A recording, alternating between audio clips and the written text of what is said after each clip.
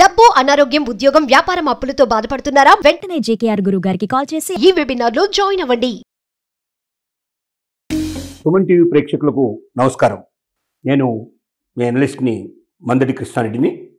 మనకు ఆటోలు ఏ రకంగా అయితే ఒక ప్రాంతం నుంచి మరో ప్రాంతానికి తీసుకెళ్ళి గమ్యస్థానానికి చేరుస్తుంటాయో, అలాగే ట్యాక్సీలు కానీ, రిక్షాలు కానీ, గుర్రబళ్ళు కానీ, ఇలాంటి అనేక రకాల మార్గాల ద్వారా ఇప్పటిదాకా మనం నగరాల్లో ప్రయాణం చేస్తున్నాం.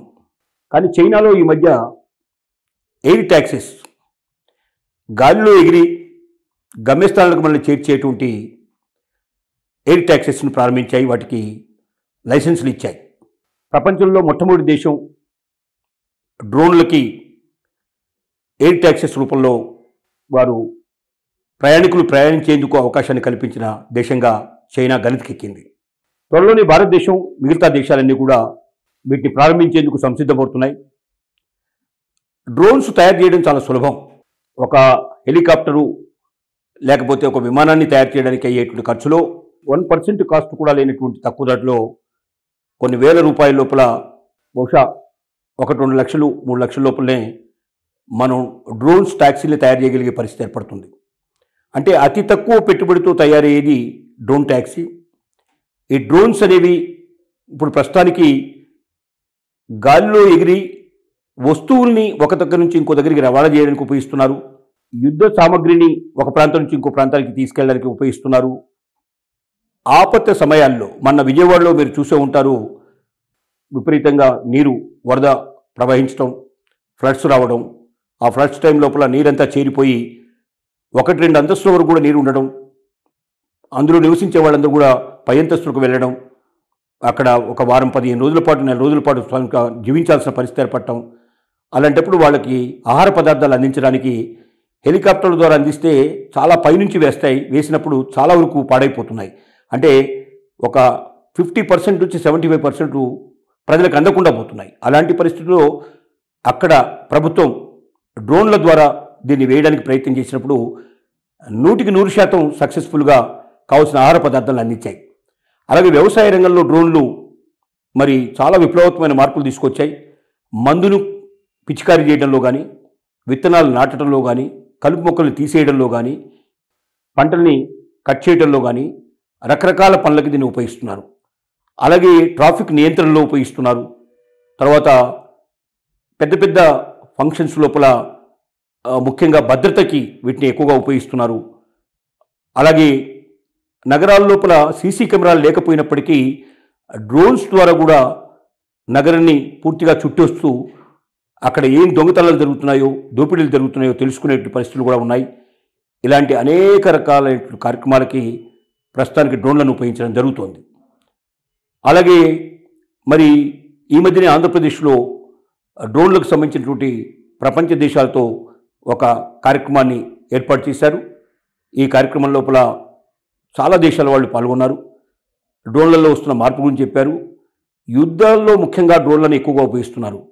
మన జరిగినటువంటి మనకు తెలుసు, రష్యా మరి దేశం వేసినటువంటి దాంట్లో కానీ, దానికి ఆపోజిట్గా శత్రు దేశం వేసినటువంటి చాలా బాంబులు ఒట్టి డ్రోన్ల ద్వారానే వేసినవి ఎక్కువ ఉన్నాయి.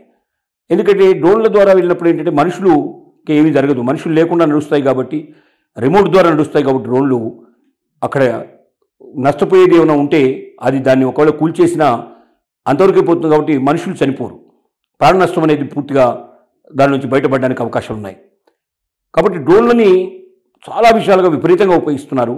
కానీ ఎయిర్ ట్యాక్సీల రూపంలో మొట్టమొదటిసారిగా దానికి పర్మిషన్ ఇచ్చినటువంటిది చైనా దేశం. ఇప్పుడు చైనాలో ప్రారంభమైనాయి, మెల్లగా అన్ని దేశాలకు విస్తరిస్తాయి. మన దేశంలో కూడా విస్తరించే అవకాశం ఉంది. ఎయిర్ ట్యాక్సీలు రావడంలో మనకు వచ్చే లాభాలు ఏమిటంటే, ముఖ్యంగా దీన్ని చాలా తక్కువ కాస్ట్లో తయారవుతాయి. తక్కువగా మనం ఛార్జీలు చెల్లించినా సరిపోతుంది. నగరాల్లో ముఖ్యంగా జరిగేది ఏమిటంటే, ఒక ప్రాంతం నుంచి ఇంకో ప్రాంతానికి సమయంలో చేరుకోవడం చాలా కష్టంగా ఉంది. ట్రాఫిక్ ఎప్పుడు ఎలా పెరుగుతుందో, ఎక్కడ ట్రాఫిక్ ఆగిపోతుందో చెప్పడం చాలా కష్టం. ఇలాంటి అత్యవసరమైన పరిస్థితుల్లో ఎయిర్ ట్యాక్సీలు ఎయిర్పోర్ట్లకు వెళ్ళడానికి కానీ, రైల్వే స్టేషన్లకు వెళ్ళడానికి కానీ, బస్టాండ్లకు వెళ్ళడానికి కానీ, ఫంక్షన్స్కి అటెండ్ కావడం కానీ, అత్యవసరమైన మిగతా పనులకు వెళ్ళడం కానీ ఎవరు కూడా బాధపడాల్సిన అవసరం లేకుండా ఒక ఆటోకి ట్యాక్సీకి చెల్లిస్తున్న దానికన్నా కొంచెం ఎక్కువ మొత్తంలో చెల్లించి ఒక ప్రాంతం నుంచి మరో ప్రాంతానికి ప్రయాణం చేయడానికి అవకాశం కల్పించబడుతుంది. అలాంటి పరిస్థితులు మన దేశంలో కూడా వచ్చినట్టయితే తప్పనిసరిగా మనం ఎంతో విజయం సాధించినట్టు అవుతుంది. మనకి ఇవాళ ట్రాఫిక్ నుంచి వరీ కావాల్సిన అవసరం లేకుండా మన పనులని మనం సక్రమంగా నెరవేర్చుకునే పరిస్థితులు ఏర్పడతాయి. అయితే మరి ఎయిర్ ట్యాక్సీలకి డ్రోన్లని ఉపయోగించినప్పుడు చాలా జాగ్రత్తలు తీసుకోవాలి. ఎందుకంటే దీంట్లో పైలట్ ఉండడు, వీళ్ళంతవరకు అంతా మానవ అంటే మనకు పైలట్స్ రహితంగా ఉంటుంది. రిమోట్ ద్వారా ఎక్కువగా దీన్ని ఆపరేట్ చేయడం జరుగుతుంది. కాబట్టి ప్రమాదాలకు గురయ్యే అవకాశాలు కూడా ఉండొచ్చు. దాని వైపున అనేక పరిశోధనలు చేసి ట్రయల్ రన్స్ ఎన్నో వేసి సక్సెస్ అయిన తర్వాతనే దీన్ని మరి తీసుకురావాలి. దానికి నిపుణులైన కమిటీలు వేయాలి. వాళ్ళంతా దీనికి 1-10 సార్లు ఆలోచించాలి. ఏ రకమైనటువంటి నష్టం ఉండదు, ఏ రకమైన ప్రాణ నష్టం జరగదు, ఏ రకమైన ప్రమాదాలు జరగవు అనేది పూర్తిగా నిర్ధారణకు వచ్చిన తర్వాతనే ఎయిర్ ట్యాక్సీలని డ్రోన్లను ఉపయోగించేందుకు పర్మిషన్స్ ఇవ్వాలి. అలాగా పర్మిషన్స్ తీసుకున్నటువంటి ఎయిర్ ట్యాక్సీలు మన దగ్గర నడిచడం మొదలు పెడితే మనలో ఒక సంచలనమైనటువంటి మార్పులు మన దేశంలో వస్తాయి. ఎందుకంటే ప్రయాణం అనేది ఎప్పుడైతే సులభతరం అవుతుందో, ట్రాఫిక్ని ఇబ్బందులు మనకు తొలగిపోతాయో, ట్రాఫిక్ ఇబ్బందులు ఉన్నా కూడా మన పనులు ఎక్కడ ఆగకుండా మనం ఏ పనైనా చేసుకోవడానికి పూర్తి అవకాశం మనకు ఉంటుందో, అలాంటప్పుడు మనకు ఏ రకమైన ఇబ్బంది లేకుండా మనం ముందుకెళ్ళగలం. మనం ఖచ్చితంగా విజయం సాధిస్తామని నమ్ముతున్నాం. ఆ రకమైనటువంటి ఎయిర్ ట్యాక్సీలు త్వరలో భారతదేశానికి రావాలని మనందరం ఆశిద్దాం.